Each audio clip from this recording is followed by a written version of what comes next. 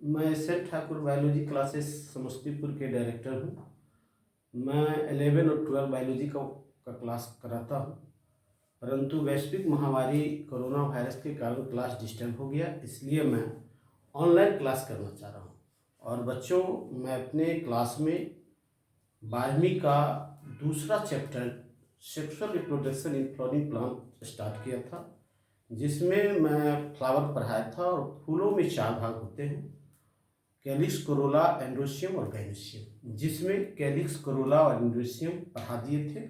आज मैं ऑनलाइन के माध्यम से फूल का चौथा आवश्यक भाग गाइनोसियम, जिसको हिंदी में ज्ञान कहते हैं, पढ़ाने जा रहे हैं।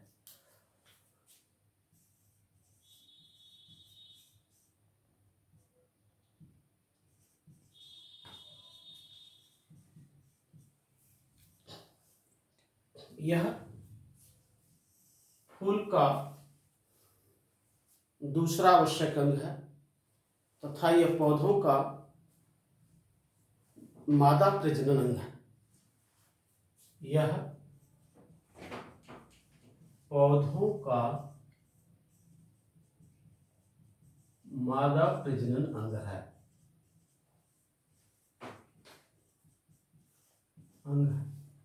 जो पुष्पासन थैलेमस पर सजी रहती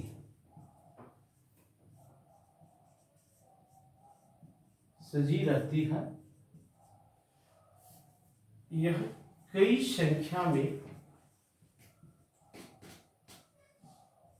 पाई जाती है। इसकी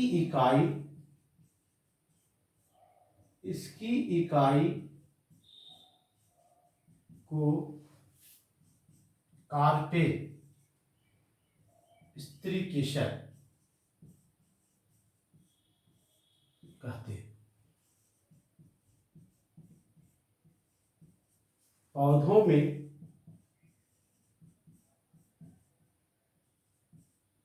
में एक या अनेक कार्पेल पाया जाता है। पौधों में एक या अनेक कार्पेल पाया जाता है।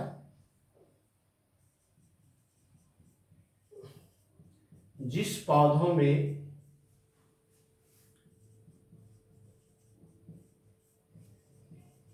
एक कार्पेल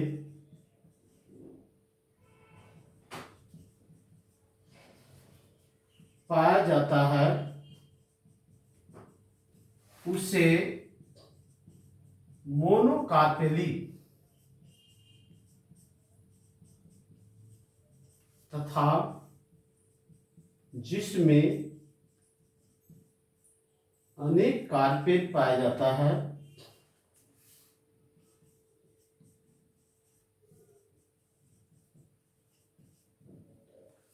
उसे पॉलीकार्पेलरी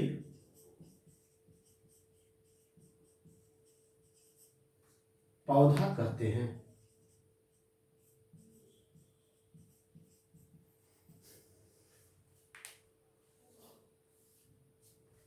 कार्पेल में 3 भाग पाया जाता है।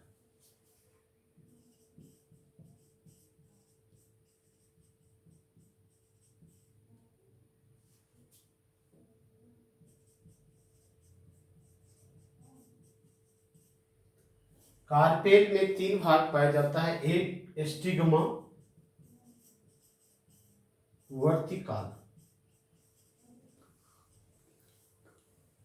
दूसरा भाग है स्टाइल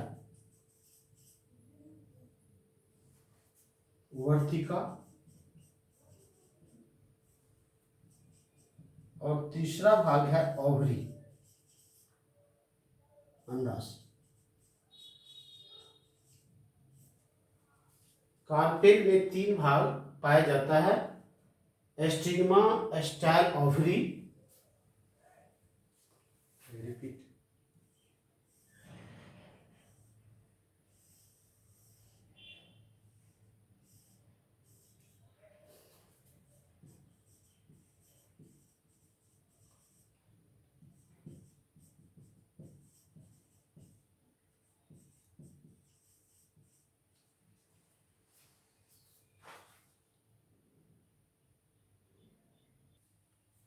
स्टिग्मा यह कार्पेल का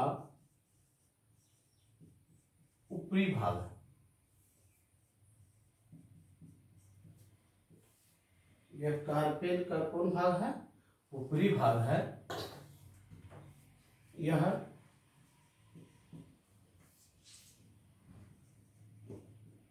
यह कीप के आकार तथा खुरदरा होता है।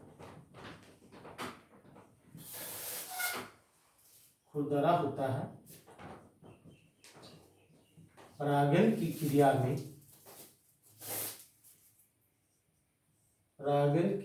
में इस पर परागकण पहुंचता है। परागकण पहुंचता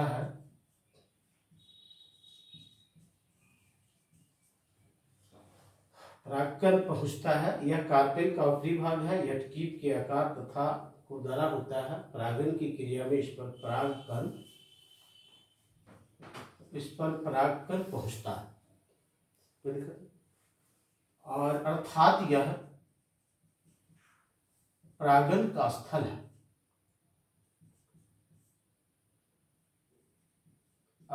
यह परागन का स्थल है। मिटा दे तो जल्दी मिट जाए।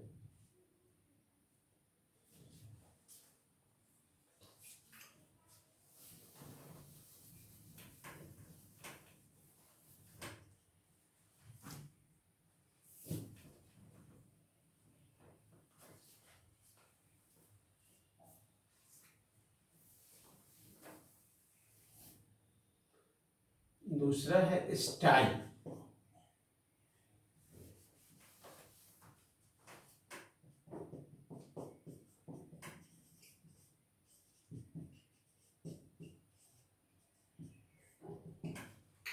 स्टाइल यह कार्पेल का मध्य भाग है जो नलिकाकार होता है और यह स्टिग्मा और ओवरी को जोड़ता है। यह परागन के बाद पराग नली के निर्माण में भाग लेता है। यह कार्पेल का मध्य भाग है।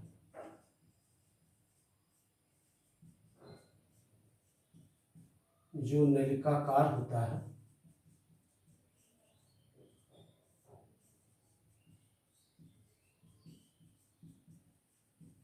यह स्टिग्मा को ओवरी से जोड़ता है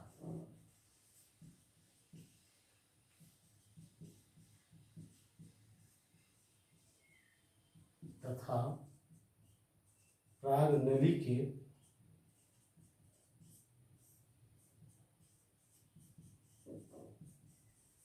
पोलन ट्यूब के निर्माण में भाग लेता है।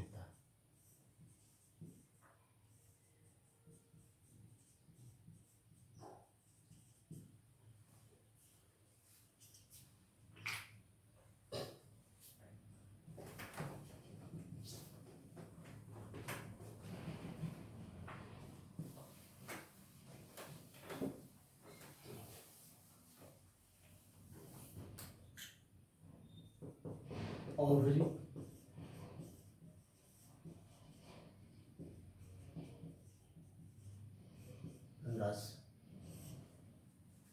अंडाशय जिसे ही इंग्लिश में ओवरी कहा जाता है। यह कार्पेल का आधारीय भाग है जो गोलीय या अंडाकार होता है। यह पुष्पासन पर सजी रहती है और इसके अंदर एक गोलीय रचना पाई जाती है जो ओव्यूल या अंडक कहलाता है। अंडक को गुरु बीजाणुधानी कहा जाता है जिसे अंग्रेजी में मेगास्पोरेंजियम कहते हैं। और यह फूल का सबसे महत्वपूर्ण भाग है क्योंकि गेमिट का निर्माण इसी में होता है। यह कार्पेल का आधारीय भाग।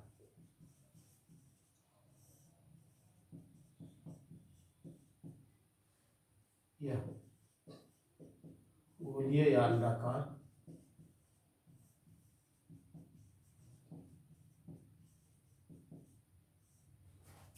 ओवाइडल कार होता है।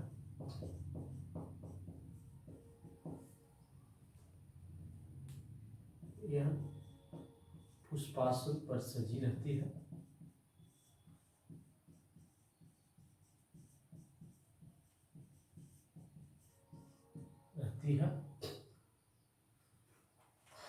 इसके अंदर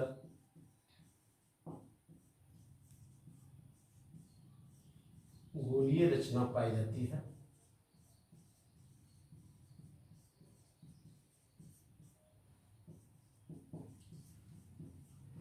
जो ओव्यूल अंडक कहलाता है।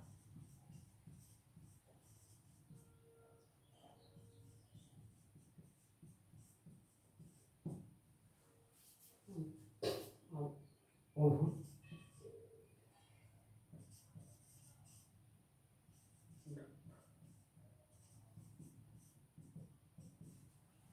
अंडक को गुरु बीजाणुधानी या मेगास्पोरेंजियम कहते हैं। इसे गुरु बीजाणुधानी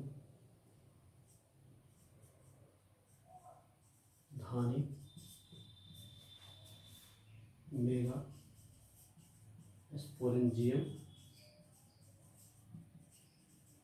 कहते हैं।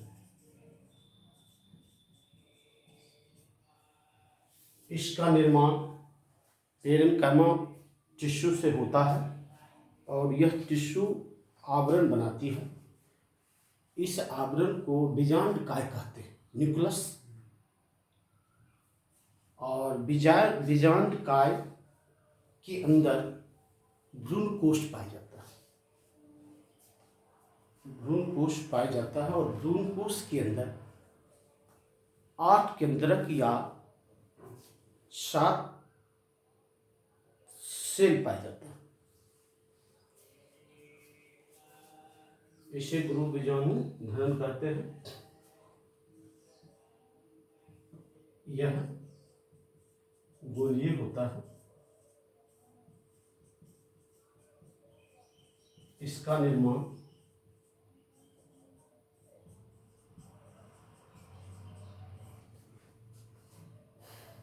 पेरेन्काइमा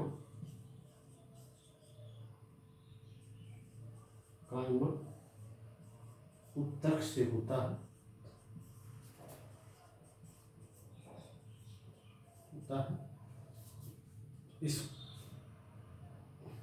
इस उत्तक से 2 आवरण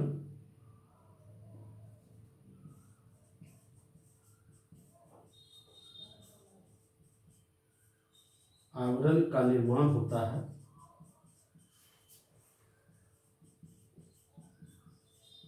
जो बीजांडकाय कहलाता है, न्यूक्लियस कहलाता है।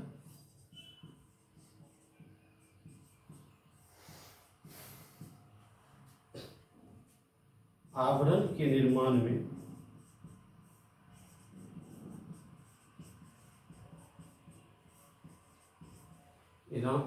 में ऊपर की ओर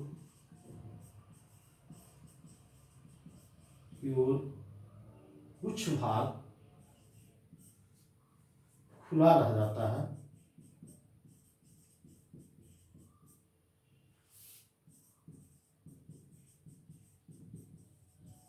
जिससे एक छिद्र का निर्माण होता है।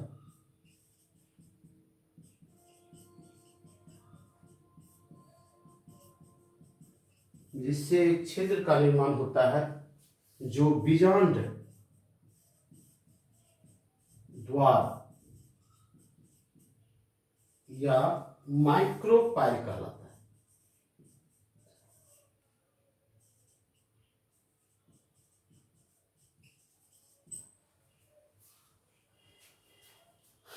छिद्र का निर्माता के मांसल भाग, उत्कीय भाग,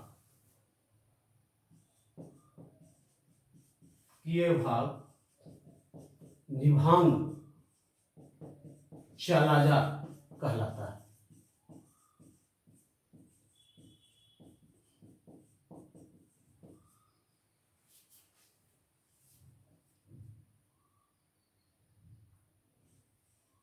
बीजांडकाय रेफे से जुड़ा रहता है।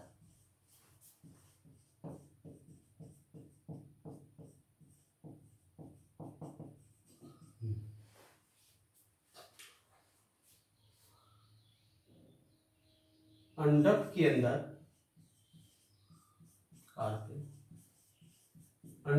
अंदर गोलीय रचना पाई जाती है जो भ्रूण कोश कहलाता है। अंडक के अंदर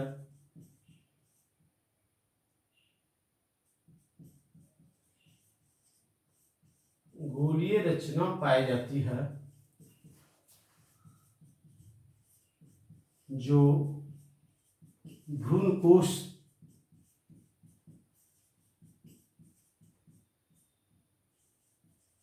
एम्ब्रियो से कहलाता है।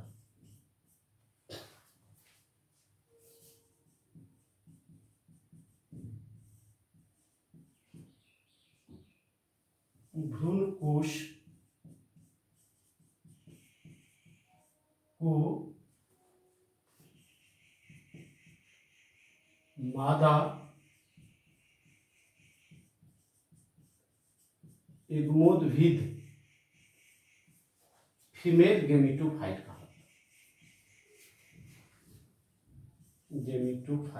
कहते हैं।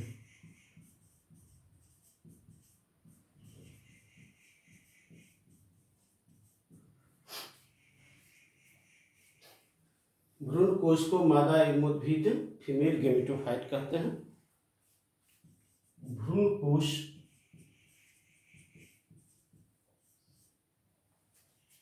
के अंदर गुरु बीजाणु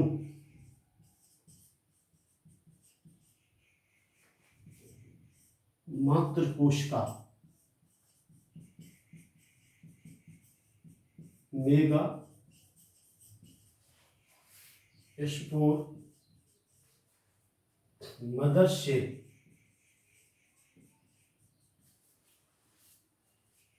पाया जाता है।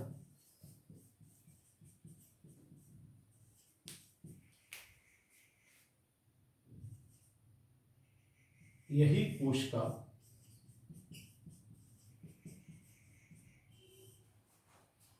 उसका युग्मक का निर्माण करता है।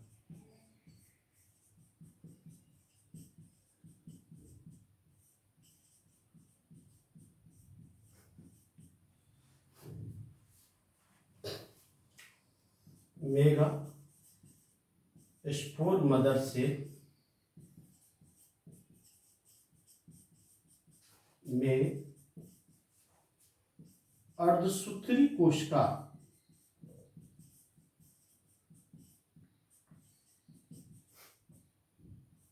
विभाजन होता है। अर्धसूत्री कोशिका विभाजन होता है। मियोटिक डिवीजन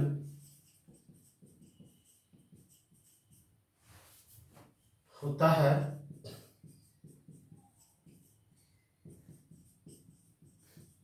जिससे 4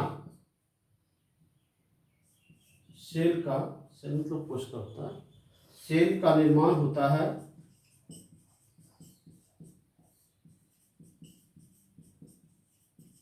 इसमें 3 सेल नष्ट हो जाता है।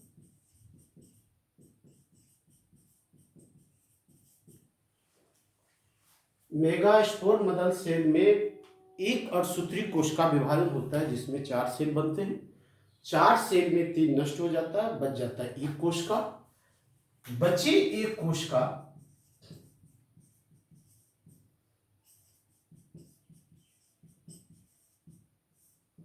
कोशिका में 3 बार समसूत्री कोशिका विभाजन होता है।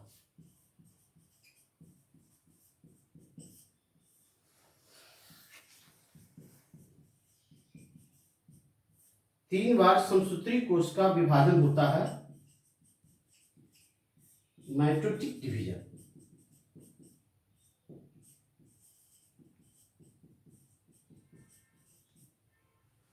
होता है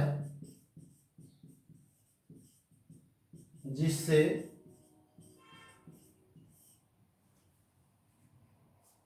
आठ केंद्रक का निर्माण होता है।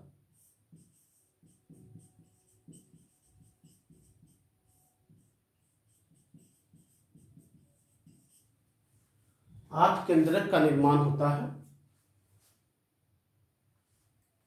इसमें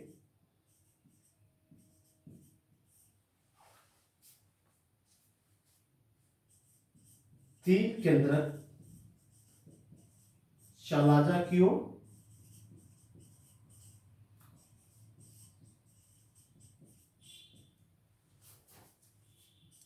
तीन केंद्रक माइक्रोपाइल की ओर, बीजाणु द्वार की ओर, तथा दो केंद्रक मध्य में अवस्थित हो जाता है।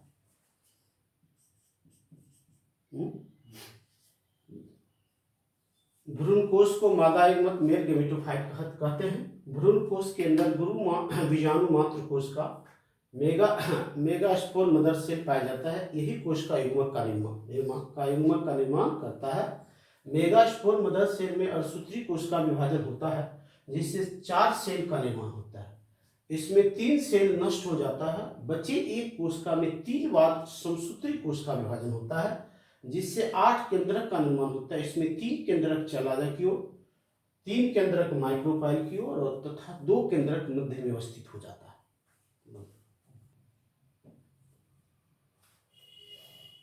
यह ओवुल का स्ट्रक्चर, ओवुल का निर्माण पेरेन्काइमा कोशिका से होता है। पेरेन्काइमा कोशिका का उत्कीय भाग चलाजा कहलाता है और नीचे जो बीजांडकाय बनता है उसमें एक छिद्र हो जाता है। इस छिद्र को माइक्रोपाइल कहते हैं और अंदर के भाग को इम्ब्रियोसेक कहते हैं। इसमें 7 कोशिका 8 केंद्रक होता है।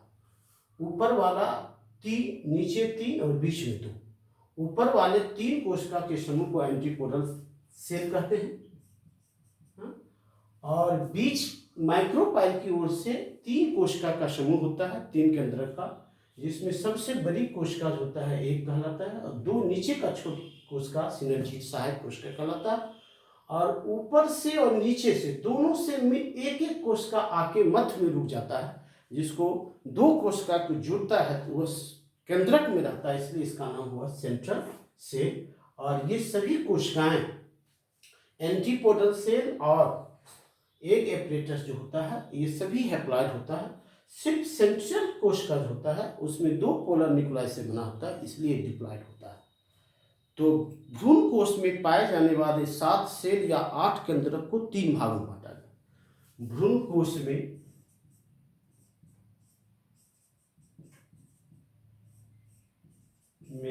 पाए जाने वाले 8 केंद्रक या 7 कोशिका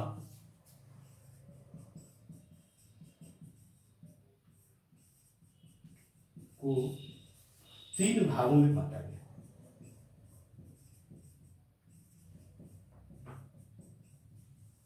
गया है। पहला एंटीपोडल सेल,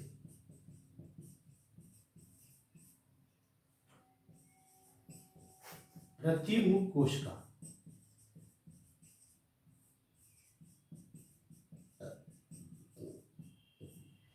दूसरा है सेंट्रल सेल या सेकेंडरी न्यूक्लियाई,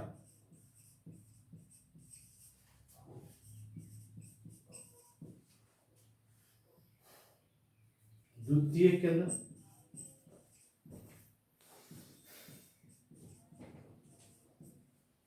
तीसरा है एग एपरेटस।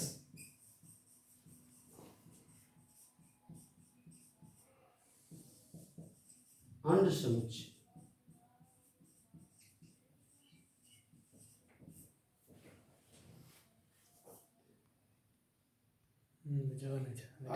आज छात्रों को हम ऑनलाइन क्लास किए और आज का जो क्लास है यहीं तक रखते हैं।